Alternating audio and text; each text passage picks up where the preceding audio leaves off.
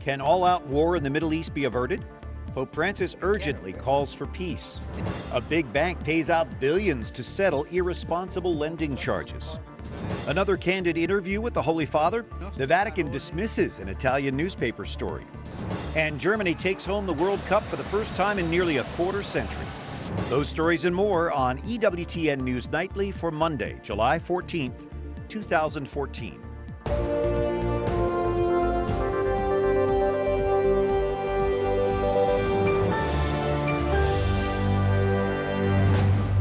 Good evening from Washington. Thank you for joining us. I'm Brian Patrick as we look at your news now. The death toll rises in the bloody clash between Israel and Hamas militants in Gaza.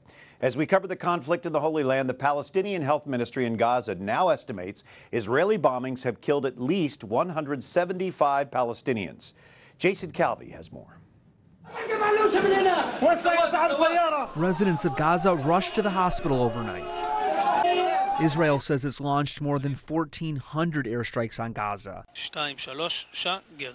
The head of the UN agency that supports Palestinian refugees visited Gaza Strip today. He says the Israeli attacks have injured more than 1,100. That women and children make up a sizable number of victims of the current strikes. Currently, more than 1/4 of the fatalities are children. But Israel says it's responding to Gaza militants who have launched nearly 1,000 rockets at Israel. Smoke pours out of this home, and here's what's left behind in this apartment in southern Israel. The residents escaped when they heard warning sirens today. Over the course of the last week, we've had approximately 170 rockets launched that would have struck the civilian population. And in the West Bank, protests after a 21-year-old Palestinian was killed today in a fight with Israeli soldiers. Israel's president called for an immediate ceasefire today, but he also criticized Palestinians. It's even harder for us to understand why, if Gaza is in a poor shape and there is poverty in Gaza, why do they invest in producing missiles? For now, the violence continues, and so does the mourning. Also today, the Israeli military says it downed a drone from Gaza. A Hamas leader confirms the group is using drones both for surveillance and for attacks on Israel. That marks a new and more sophisticated tactic by that militant group. Pope Francis makes a heartfelt appeal for peace in the Holy Land after Sunday's Angelus in St. Peter's Square. The Holy Father said the world must continue praying for peace in light of the current deadly conflict in the Middle East. The Pope recalled his recent encounters with Israeli President Shimon Peres and Palestinian President Mahmoud Abbas. He says those meetings are still fresh in his mind. After the Pope's trip to the Holy Land, the two leaders joined Francis at the Vatican Gardens, praying for an end to the cycle of hatred and violence. Francis is urging political leaders involved and people all over the world to pray fervently for peace. Dale Hanson Bourke is a senior vice president at World Relief, and author of The Israeli-Palestinian Conflict. Tension between Israel and Hamas is peaking. What led us to this boiling point, Dale? Well, the latest spark, of course, was the murder of the three Israeli boys and then the Palestinian young man who was also killed in retaliation. But probably at a deeper level, what's happening is Hamas is being perceived as being a little bit weak right now. All of the things that are happening in the Middle East are actually affecting Hamas in a way that is really hurting them. They don't have the Egyptian Brotherhood anymore helping them from Egypt. So I think there's a sense that from Israel's point of view that they can really do something now to knock out some of the capabilities of Hamas. Also, just a few weeks ago, there was this coalition government of Palestine where Hamas was actually recognized by the leadership of the Palestinians. And I'm sure that really irritated Israel because that really says that the Palestinian Authority, which is really perceived to be a much more less violent, less destructive, is really starting to align with this more violent side, although they don't have any way to control them, so that's the irony. Leaders all over the world are calling for a ceasefire. Is it likely? What will it take to get a ceasefire here? Yeah, that's a really difficult thing because not only is it hard to understand who would call for the ceasefire, but it's also hard to know who they would talk to. Hamas is broken up between the military and the political arm, and it appears that the political arm no longer controls the military arm. So you can try to negotiate with the political arm, but they may not be able to control the military. So there's a Twitter campaign out there calling for fasting for peace. What do you know about that? Yeah, it's tomorrow is a Jewish holiday in which people fast, typically observant Jews, and it's also during Ramadan now, the Muslim holiday of Ramadan. And so Christians have also joined in for a campaign called Hungry for Peace, and it's really just a way to voice their opinion and really bring some attention to the fact that not everybody wants war. They don't want this violence. They want some peace, and that probably represents the average person in the region. All right, Dale Hanson Bourke, The Israeli-Palestinian Conflict is your book. We appreciate you being with us tonight. Thanks so much. I appreciate it. All right, some of the other stories our EWTN News Nightly team has been covering in today's world. A legal settlement will cost a major player in the mortgage lending crisis billions. Citigroup has agreed to pay $7 billion to settle charges it packaged bad mortgages during the run-up to the financial crisis. That deal includes $4 billion in penalties, $2.5 billion in mortgage modifications, and other relief to homeowners. $500 million goes to other states and Federal Deposit Insurance Corporation. This settlement mirrors similar agreements made with J.P. Morgan and other lenders in recent years. In addition to the historic $4 billion penalty assessed against Citi, this resolution also includes $2.5 billion in relief that will be provided to those homeowners and communities affected by the bank's fraudulent activities. Now, this assistance has become a must-have element in our agreements with banks that contributed to the mortgage crisis. It will remain so. Citibank averts a civil suit with this settlement, but the Attorney General says the bank or individual employees of the bank could still face criminal charges. The U.S. Army sergeant held for 5 years by militants returns to active duty today. Sergeant Bo Bergdahl is assigned to Joint Base San Antonio, Fort Sam Houston in Texas. It's the same base where he's received therapy and counseling. His exact duties aren't known at this point. Bergdahl was released by the Taliban in Afghanistan 2 months ago in a prisoner swap with the U.S. Soldiers who served with him say he walked away from his unit, but no desertion charges have been filed against him at this point. The House Veterans Affairs Committee holds a hearing tonight examining the VA's efforts to end a long backlog of claims. The agency's goal is to catch up with all disability claims by next year. The Washington Post reports lawmakers will likely focus on the latest VA claims data due for release today. The department has faced intense scrutiny recently over reports of delays in medical care for veterans. Homes are lost and thousands of acres are burning in a southern Oregon wildfire. Firefighters say the Moccasin Hill fire has destroyed several homes and some other buildings near Sprague River, Oregon. About 2,000 acres have burned so far. The Klamath County Sheriff's Department evacuated more than 100 people to safety. Investigators think a lightning strike may have started the fire. They continue to investigate. A very unsettling weekend for people in Oklahoma. 7 earthquakes were recorded in just 2 days. The largest near Langston registered 4.3 on the Richter scale. According to the U.S. Geological Survey, as of last month, 207 quakes were reported in Oklahoma this year. Now, the state averaged just 2 earthquakes per year between 1978 and 2008. There is no official reason for the spike. Many environmentalists, however, suggest the cause could be hydrofracking. That's the process of injecting a mixture of water and chemicals deep into the earth to extract natural gas. Now, here in Washington today, climate activists held a protest outside the federal building for energy regulation. More than a dozen were arrested and given citations for blocking the building entrance. They were protesting government spending for large-scale exportation of natural gas. They cited damage to the environment and local communities from fracking as their motivation, also their faith. In a recent homily, Pope Francis said, "Never forget that if we destroy nature, nature will destroy us."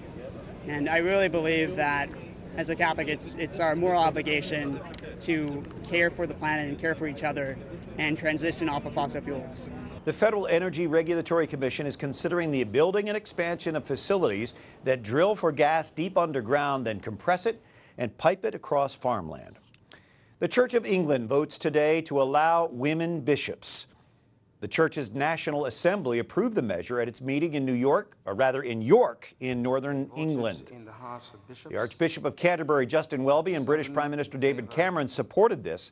The vote comes 2 years after a similar attempt failed to reach a 2/3 majority among the General Synod's lay members, despite approval from the bishops and clergy. In Italy, the shipwreck Costa Concordia is afloat again, 30 months after it hit a reef and capsized. 32 people died in that shipwreck. This time-lapse video shows today's 8-hour refloating operation as the wreck was moved 32 yards to the east. The entire process from floating to scrapping will cost $2 billion. The towing of this wreck begins next week. Pakistani activist Malala Yousafzai is in Nigeria pushing for the release of more than 200 kidnapped schoolgirls. She met with Nigeria's president, Goodluck Jonathan. The Pakistani girl turned education activist also met with some of the parents of the missing students and some of the young women who escaped their Boko Haram kidnappers. Malala just turned 17 this weekend. She survived a Taliban assassination attempt nearly 2 years ago. She, of course, is known for her activism for education and women. Coming up, the Pope gives another interview to an Italian newspaper. What was published may not be what he said. And in the midst of the political stalemate, will thousands of illegal Central American immigrants be deported as early as this week?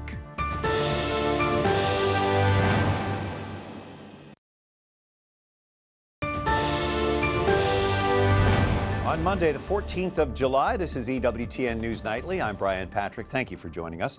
Italy's La Repubblica newspaper has printed an interview with Pope Francis that's causing quite a stir. The paper reports that the Pope said 2% of priests are pedophiles and that he's looking for a solution to the celibacy requirement for Roman Catholic priests. We go now to Alan Holdren in Rome for some clarification. Alan? Well, Brian, by American journalistic standards, this interview wouldn't pass and his newspaper wouldn't last. That's Eugenio Scalfari, the person who interviewed the Pope now for the second time.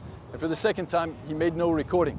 So there's absolutely no way to confirm what the Pope actually said or didn't say. So the bottom line is nothing's quotable. So, Alan, did the Pope actually say these things? Brian, in an official statement yesterday, the Vatican dismissed the contents, especially of those two questions regarding priestly celibacy and pedophilia among the priests. It said that nothing could be confirmed from this interview. And also, if you look back to that first interview that the Pope gave to Scalfari last year, there was one part of the interview that didn't stick, that was inaccurate. It was proved to be wrong later. We don't know how many other parts were wrong as well. Brian? Alan Holdren at the Vatican. Thank you, Alan. This weekend, Pope Francis met with participants in an international conference on how to create a more inclusive economy. The group is studying ways to put humanity at the center of the economy and society in general. The aim? To foster an economy that builds a more just and equal society. The Vatican's Secretary of State is in Mexico discussing immigration. Cardinal Pietro Parolin calling it a huge challenge which the entire human family is facing. Today, Parolin told Mexico's president that the church supports policies that protect the dignity and rights of all migrants. In the U.S., the issue of illegal immigration continues to be a hot topic. Deportations begin this week. The Department of Homeland Security says most of those arriving in the U.S. illegally are going back. But efforts to address the wider immigration crisis are running into political gridlock. Our Catherine Elliott reports. The process of repatriation starts for hundreds of people at the Federal Law Enforcement Training Center in New Mexico. The families here are being sent home as the Obama administration tries to send a message. But at the end of the day, our border is not open to illegal migration. But it has been the influx of unaccompanied children, 57,000 of them over the last 9 months, that has highlighted this crisis. As soon as they see their money is not effective in getting their kids to this country, then it will stop, and not before. The U.S. bishops and both Democrats and Republicans have acknowledged it as a humanitarian crisis. The conditions these kids are fleeing. They're seeking refuge from organized crime, despicable gangs, vile human traffickers, and the dangers of the long trek to the United States. The president's request for $3.7 billion in emergency funds to deal with the influx has met resistance in the Republican-led House. The House Republicans, they haven't even called the bill. They won't even take a vote on the bill.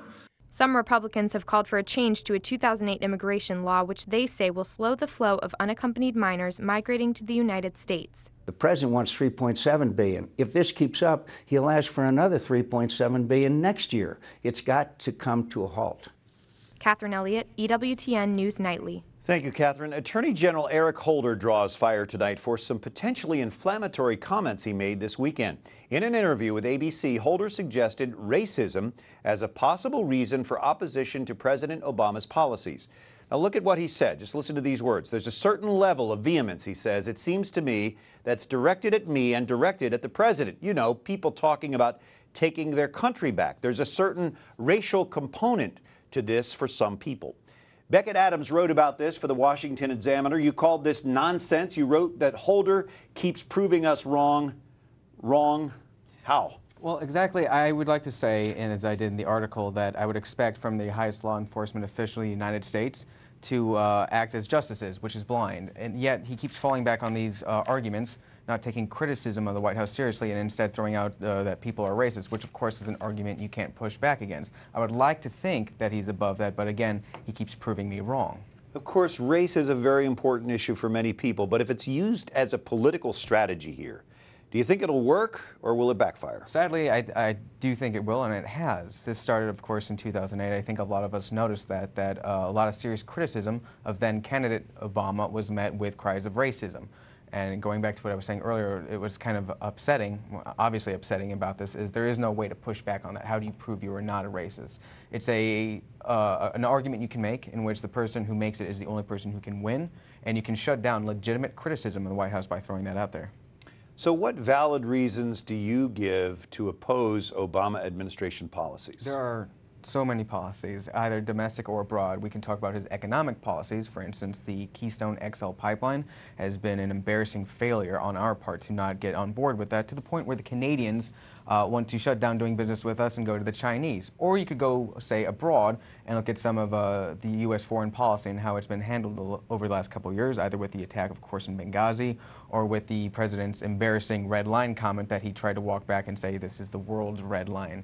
I think these are legitimate criticisms that the White House has to answer for and respond to in a mature fashion. Instead, we keep seeing them and their allies in the Congress and the press throw out cries of racism, which again is an argument you can't push back against. So in Holder's interview with ABC, he also talked about these new ID laws that some states have and how his Justice Department will challenge these on the grounds that they are going to take away the ability of American people to vote. Is that what these laws do? Look, I think this is one of the more common sense issues, to use Congress's own sort of hot words, that I don't quite understand the reaction to it. We require a photo ID to buy a pack of cigarettes, to get on a plane, to drive a car. I don't understand why we would require at least the minimum amount of scrutiny for something as important as voting. And voter fraud may be very real, perhaps not as rampant as some people assume or say it is, but what's the harm in imposing that sort of scrutiny to, again, something as important as a national election? Does it discriminate against groups? I don't think so. What I do think is discriminatory is to imply, as the White House does, that some people are too stupid to get a photo ID to vote. That I find to be far more insulting than getting one itself. Sounds pretty insulting to me. Becket Adams with the Washington Examiner, thanks for joining us. Thanks for having me on. Up next, celebrating victory. It's been a long time since Germany won the World Cup. And it's an ancient tradition, monks brewing beer. We visit America's first monastic brewery.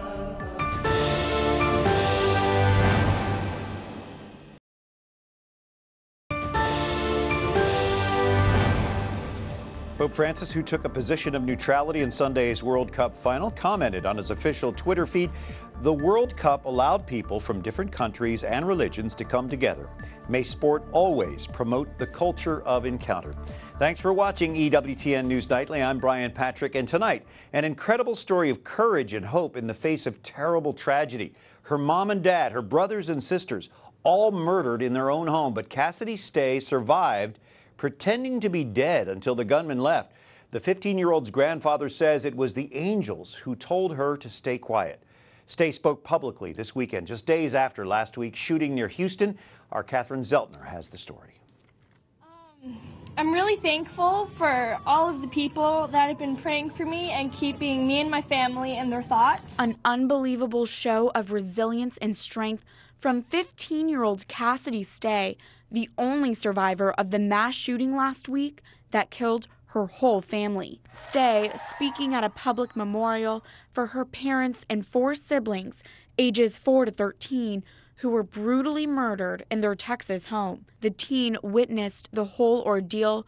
She herself was shot and critically wounded, surviving by playing dead. I would like to thank all of the first responders, nurses and doctors that have taken care of me.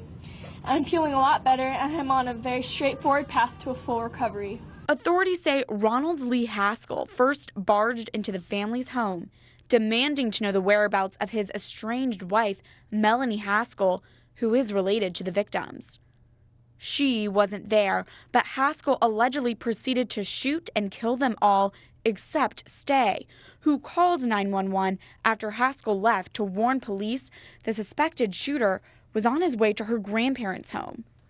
Stay's grandfather credited the teen for saving lives. She has learned in Sunday school that God has the power to send angels to protect his children in times of great need. After she had been shot on Wednesday, she said it felt as though those angels were there with her, putting their hands over her mouth, whispering to her to be quiet. She explained her outlook for a hopeful future as only a teen could. In The Prisoner of Azkaban, Dumbledore says, happiness can be found even in the darkest of times, if one only remembers to turn on the light. I know that my mom, Dad, Brian, Emily, Becket, and Zach are in a much better place, and that I'll be able to see them again one day. Catherine Zeltner, EWTN News Nightly. Such a moving tale of courage. Haskell is facing 6 capital murder charges tonight. Well, the World Cup captured the attention of millions of soccer fans this weekend. We finally have a winner. Germany won its 4th World Cup with a tense 1-0 victory over Argentina. Fans took to the streets of Berlin to celebrate. There were massive crowds with German flags everywhere. This is Germany's first World Cup victory since 1990. Meanwhile, Team Argentina arrived home. President Cristina Kirchner greets them with hugs and kisses. Argentina has won 2 World Cups. They were also runners-up in 1990 when Germany last won. Deutschland's victory was sweet for Germans around the world and beyond. German astronaut Alexander Gerst watched his country beat Argentina from space.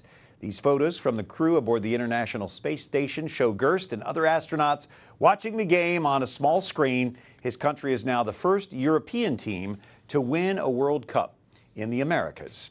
And that deserves a trophy. Besides their official FIFA trophy, the German team can enjoy a replica of that trophy that's carved in a field in Italy. Italian artist Dario Gambarin has used his tractor to sketch out a tribute to the soccer champs. He carved up 24,000 square meters of field with the help of his red tractor, a Massey Ferguson it looks like. I'll bet you can see that from space. Well, we'll see you again tomorrow night. Until then, like us on Facebook, follow us on Twitter, watch again anytime you like on EWTN's YouTube page. For all of us here at EWTN News Nightly, I'm Brian Patrick, and we leave you tonight with a tour of America's first monastic brewery, following a tradition that dates back centuries in other parts of the world. Good night.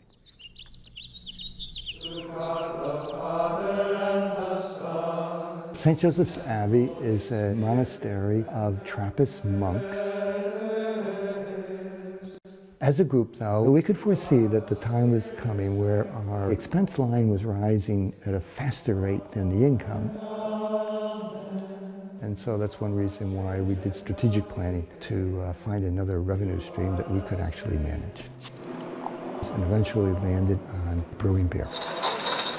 We're in the first Trappist brewery in the United States and the first Trappist brewery built outside of Europe.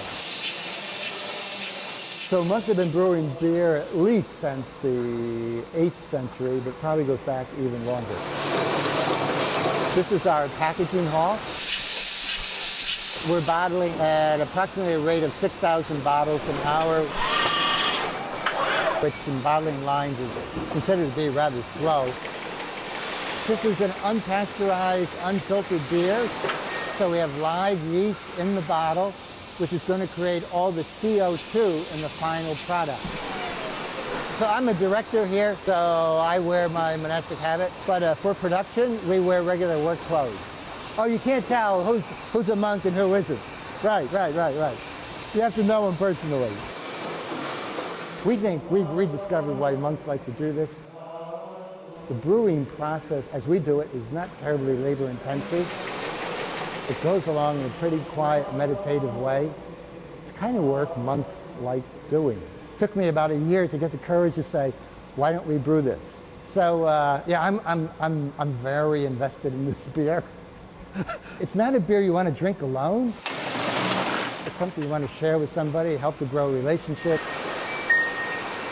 It came out as good as I had hoped for, really.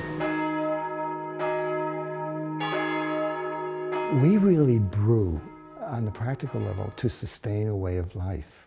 Plus, it kind of brightens up Sunday suppers.